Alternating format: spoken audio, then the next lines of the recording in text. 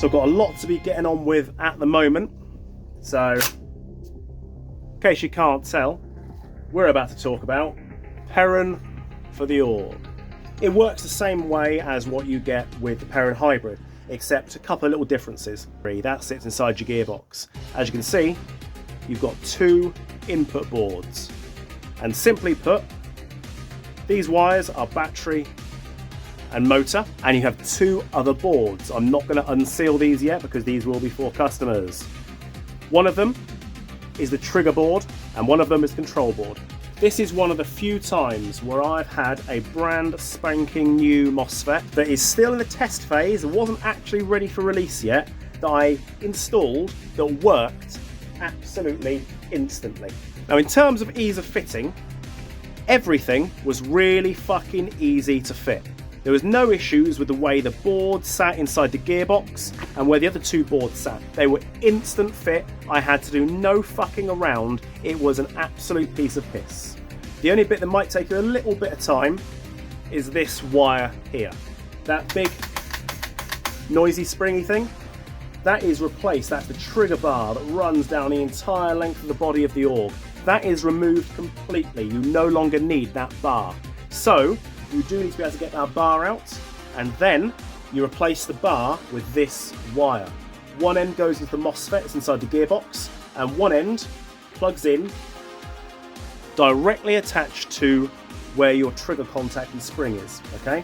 Now on the original gun your contacts are all back here. On this case up here, it runs off a magnetic field, so you can adjust your trigger pull. Everyone hates the Styrol for its trigger.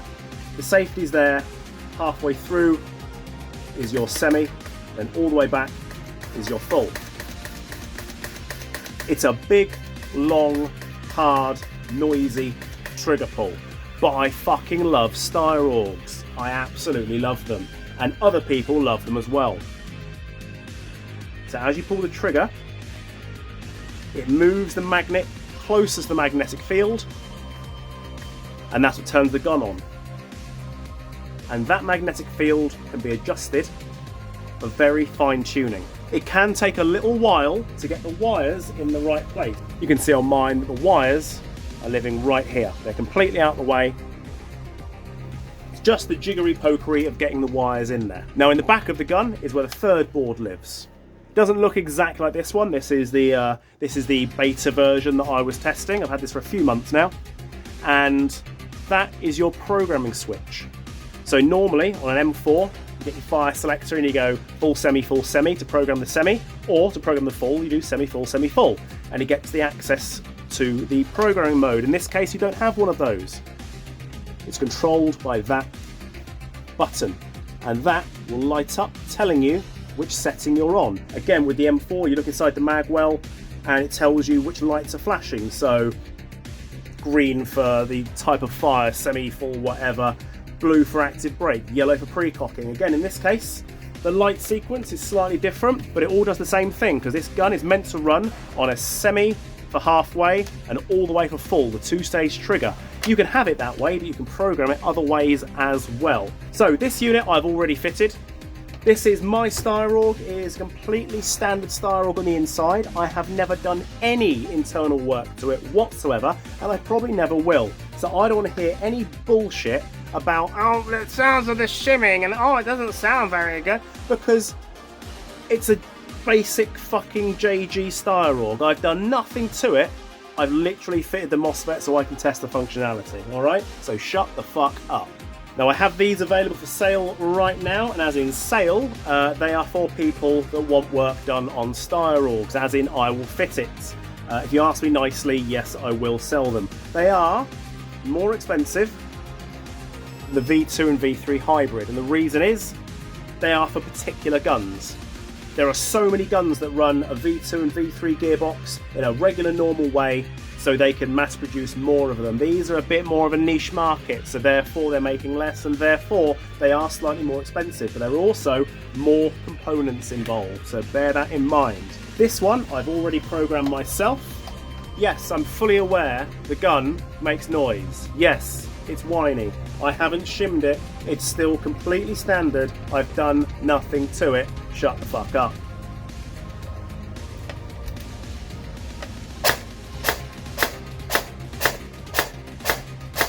gone is the nasty, noisy, twangy sound.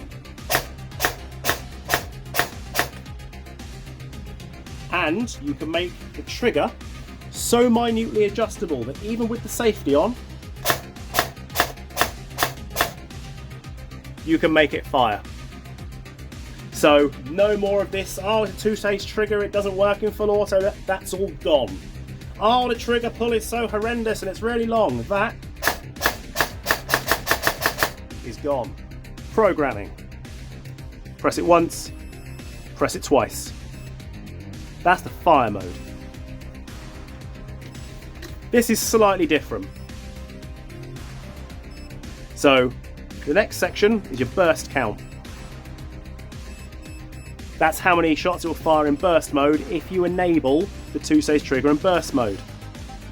As normal, active brake, pre-cocking, trigger sensitivity, and then trigger sensitivity for full auto.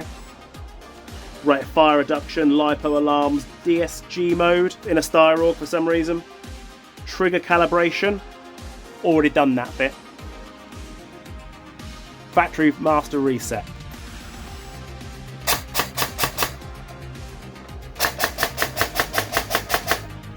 So for those of you that just want to use semi-auto only or want to use this in CQB, you have the ability.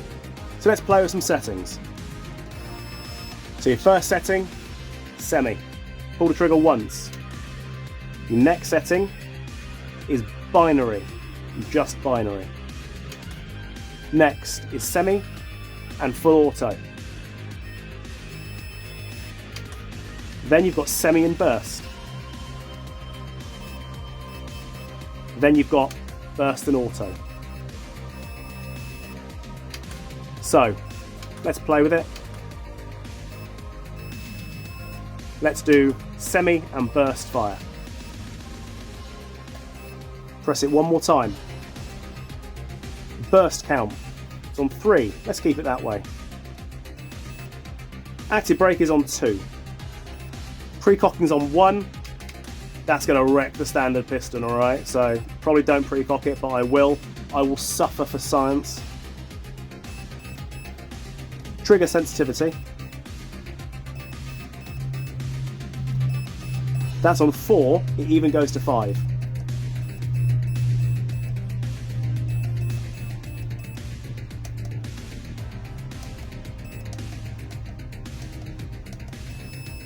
So now with the safety on, it will still fire. That's too fucking sensitive.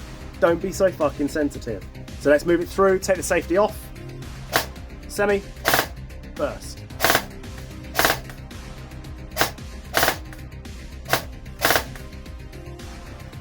How's that?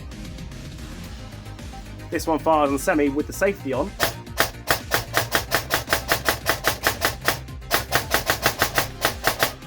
Having that back stop gives you an easier point to reset. And once again, the gun is completely standard.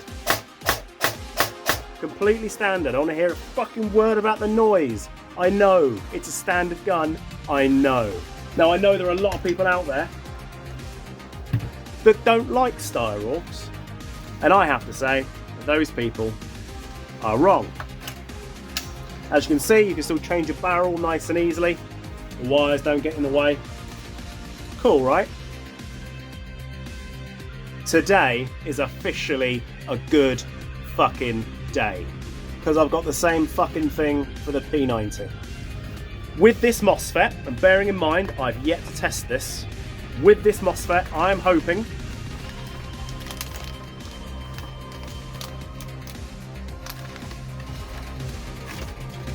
that I can place the same kind of thing. Look, there you go. 2 more boards, so 1 for programming, 1 for the trigger.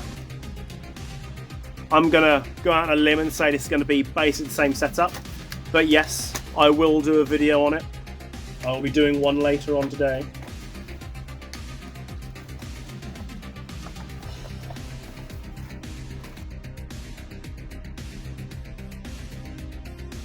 And I'm very much hoping that this unit will be as good as the Styrol unit because this is what people who like P90s want. There will be no need to go out and buy the Crytek one, which is very fucking pretty, and it does work very, very, very well. I think the Novrich version, which I don't think looks as pretty, I think the Novrich version works a lot better. It sounds a lot better. Compatibility is a lot better. I prefer the Novrich version for usage, hands down. But as far as Crytek guns go, as you know, I think their regular M4s and ARs are all very, very meh, middle of the road, too expensive. I think the Vector is shit. I will never ever touch one of those again, mainly because I don't like Vectors. I think they're absolutely ugly and unwieldy. It's like holding a VCR or a DVD player, for you kids that don't know what the fuck that is, holding it at arm's length on a stick. It's very, very unwieldy. And the real thing fires like shit, trust me, I know.